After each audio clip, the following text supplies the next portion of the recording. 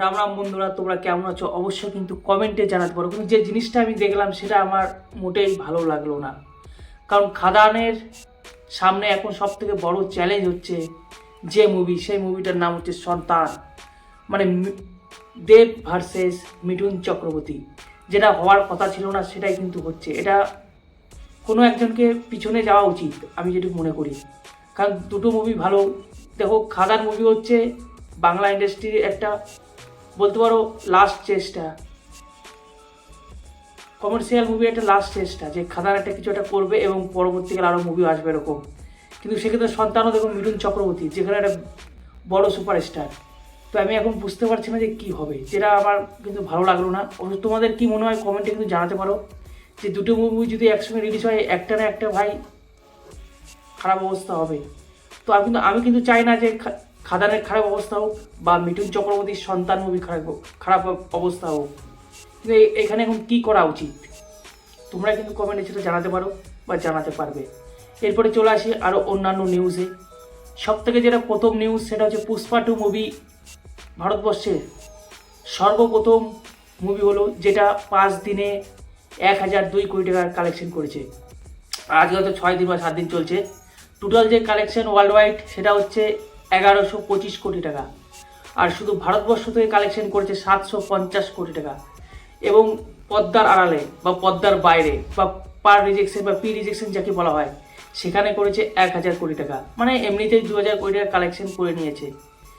আর আমার এখন যেটা মনে হচ্ছে আস্তে আস্তে 3000 কোটি টাকাও কিন্তু কালেকশন করে নেবে। এবার যখন কথা হচ্ছে পুষ্পা 2 এর, তোর আল্লু অর্জুনকে একটু কথা হয়ে যাক।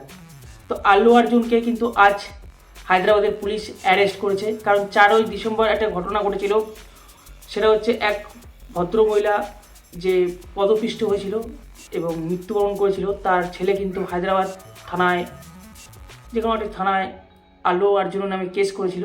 সেটা কিন্তু আজকে হায়দ্রাবাদের পুলিশ আল্লু অর্জুনকে অ্যারেস্ট করেছে এবং 14 দিনের পুলিশ হেফাজতে রেখেছে। এখন জিজ্ঞাসাবাদ হবে। যেটা হওয়ার কথা ছিল না সেটাই হলো। এটা একদম খুবই দুরবস্থা হয়েছে যে সেখানে ভিড় হয়েছিল এবং একজন মহিলা মারা গিয়েছে। এটা খুবই খারাপ জিনিস হয়েছে, দেখা যাক কী হয়।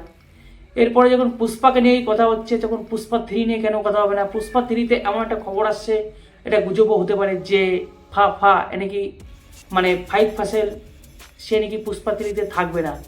কিন্তু সে যদি না থাকে, পুষ্পা 3-তে যে সমস্ত ট্রেলার দেখিয়েছে, সেই ফাহিদ ফাসেল এক জায়গায় পুকুরে স্নান করছে আর রেডিওতে গান বাজছে, আরে দিবানো মুঝে পেঁচানো, এই সিনগুলো তাহলে পুষ্পা 3-তে কী করে দেবে?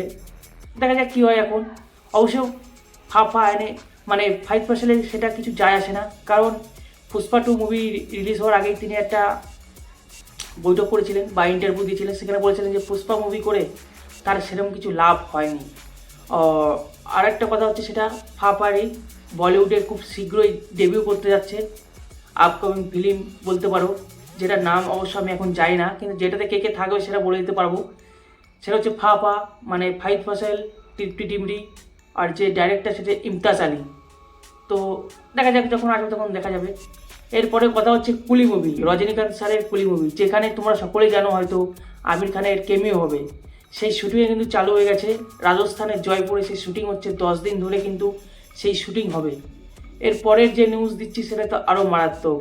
তোমরা নিশ্চয়ই বাগি 4-এর পোস্টার দেখতে পাচ্ছ, যেখানে ভাই দেখে টাইগার শ্রফকে খুবই মানে দুর্দান্ত লাগছে। হাতে একটা তরোয়াল রয়েছে বা কাটারিও বলতে পারো। আর এখানে যদি দেখো লক্ষ্য করে, এনাকে কিন্তু চেনা যাচ্ছে না, কিন্তু লেখা রয়েছে সঞ্জয় দত্ত। দেখুন ভালো ভালো করে যদি দেখো, একটু ফলো করো। সঞ্জয় দত্ত যা লুক, তো সঞ্জয় দত্ত হচ্ছে ভিলেন। কিন্তু ভাই এই মুভিটা যে আসছে, এত সুন্দর পোস্টার। এবার বইটা কেমন হবে সেটা বলতে পারছি না, আশা করি ভালোই হবে। তারপরের নিউজে চলে আসি। আর একটা যেটা পোস্টার বেরিয়েছে ভূত বাংলা, যেটা তোমরা দেখতেই পাচ্ছ। পোস্টারটা অবশ্যই ভালো হয়েছে, কিন্তু অতটা ভালো হয়নি যে দর্শকের মন জয় করতে পারবে। কিন্তু তবুও এই বইটা হচ্ছে কিন্তু প্রিয়দর্শন স্যারের। আর আমরা জানি প্রিয়দর্শন স্যারের মুভিগুলো কেমন হয়। আবার যেখানে অক্ষয় কুমার রয়েছে, তারপরে আবার এটি হচ্ছে হরর কমেডি ফিল্ম, যেটা কিন্তু এখন ভারতবর্ষে চলছে। তো এই মুভিটা অবশ্যই ভালো হবে। আর তোমাদের উদ্দেশ্য বন্ধুরা, তোমরা আমার ভিডিও দেখছো কিন্তু লাইক বা একটা লাইক করছো প্লিজ, ঠিক আছে, কিন্তু সাবস্ক্রাইব করছো না, এটা কিন্তু ভালো লাগছে না। আর তোমাদের কি মতামত যে খাদান আর সন্তান দুটো মুভিকে একসঙ্গে রিলিজ হওয়া উচিত, অবশ্যই কিন্তু কমেন্টে জানাতে পারো।